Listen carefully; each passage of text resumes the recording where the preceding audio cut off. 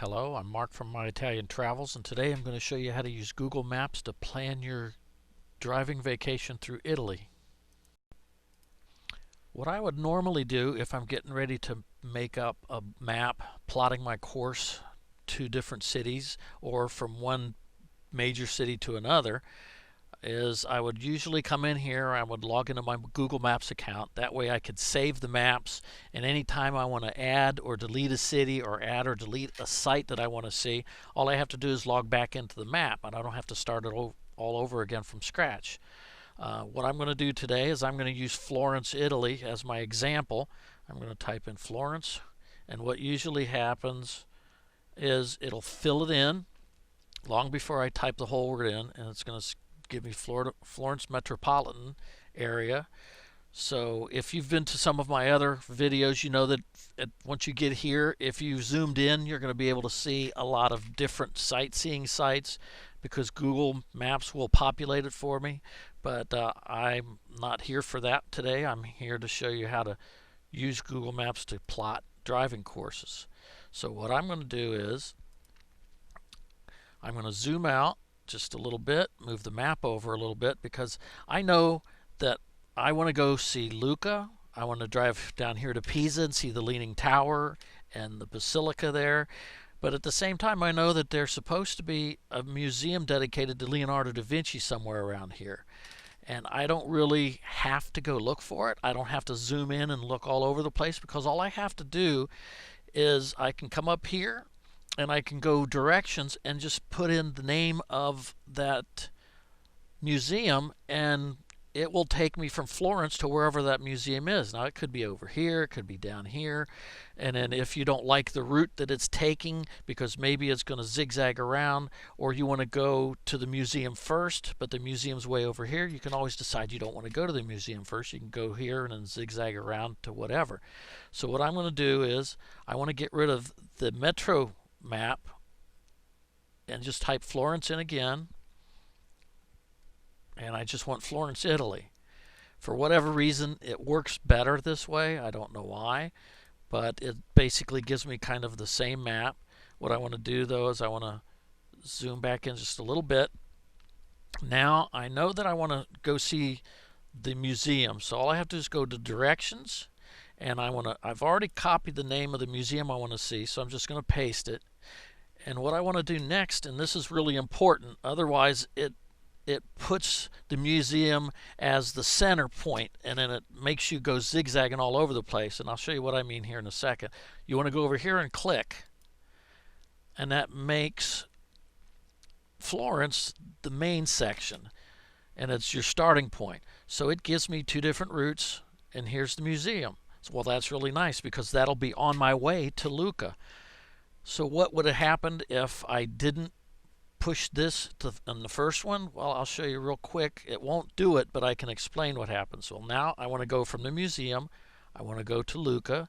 So I click on the X. It lets me type in another one. So I'm going to type in the city of Lucca, and it starts to fill it in right off the bat. All I have to do is click on it, and it's going to zoom out, and it's going to take me on this route all the way there. It's going to take me from here to the museum to Lucca.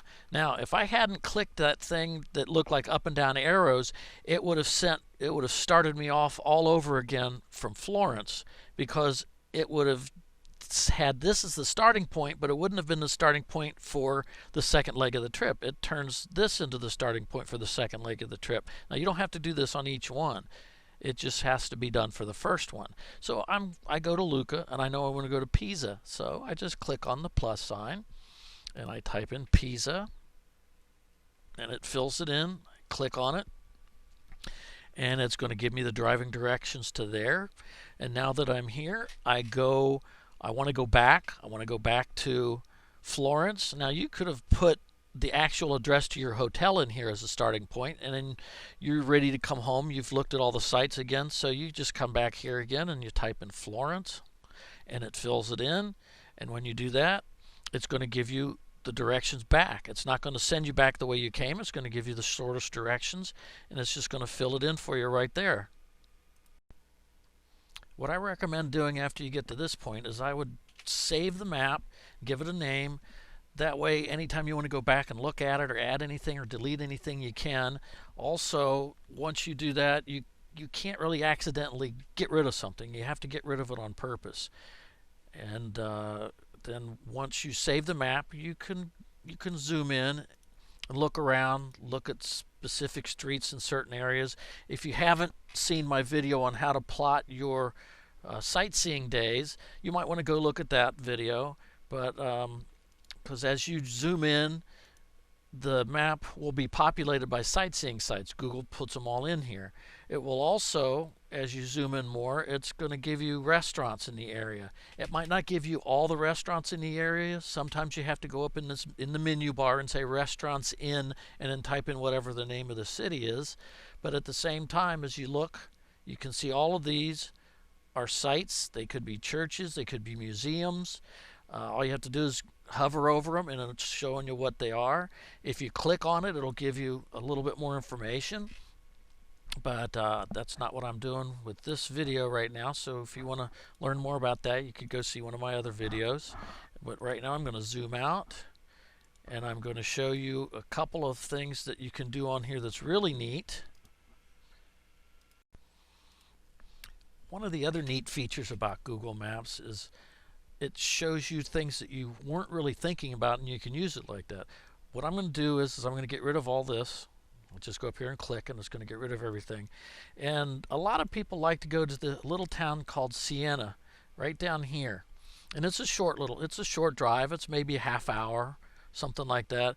But the problem is a lot of towns in Italy that are smaller than this that you might want to go to, they might not have anywhere for you to park your car inside the city because maybe all the streets are too narrow and they don't have any place to park. Even towns this size, you don't know where you're going to be able to park because you just don't know. So what you can do is you can go up here and you just type in parking in Siena. Click search. It's going to zoom in and it's going to put a parking P right there where all the parking lots are. Now how neat is that? Just click on it, and then if this is the route you're taking into Siena, or if this is the route you're going to take into Siena, and you know you don't want to have to drive through all these little towns, you just park, look, you zoom in, you say, okay, this is where I need to go. I can park my car there, or I want to be more in the center of town, and there's parking lots, parking lots, parking lots. And this works on almost every little town in Italy. There's some towns that are really small, like I said, and there's no parking in the cities, and they would show you that there's a parking lot in the outskirts of town, and then you would just have to walk in whatever road you're going to be taking. And it's a really good tool, because who wants to spend an hour driving around not knowing if you're even allowed to drive down the street that you're driving on, just so you can find a place to park? So that's one of the really neat parts about Google Maps also, is they've got just about everything you can think of plotted on the map, and all you have to do is type it in here, and it's just so simple. And simple is what you want your vacation to be. You don't want to be stressed out looking for places to park or looking for this or looking for anything. And that's why I like to use Google Maps for so many things when I'm planning a vacation. And even when you get to here, you know, you zoom out, and this works on every location for the most part. There might be some teeny weeny little towns that it's not going to work on, but Google has pretty much everything covered. And what you do with the plotting, even the day trip that I showed you how to plot going around the Florence area, you just use the map, Google Maps, and you plot as if you're going from Rome to Florence, Florence to Venice, or anywhere. You know, it's just, you just plot it all out. Now, why don't I use a GPS? Well, if you're renting a car, you could get a GPS with it, but I'm not 100% sure if every place that you're going to rent a car from would have GPSs available, and if they do, are you going to be able to change it from Italian to English?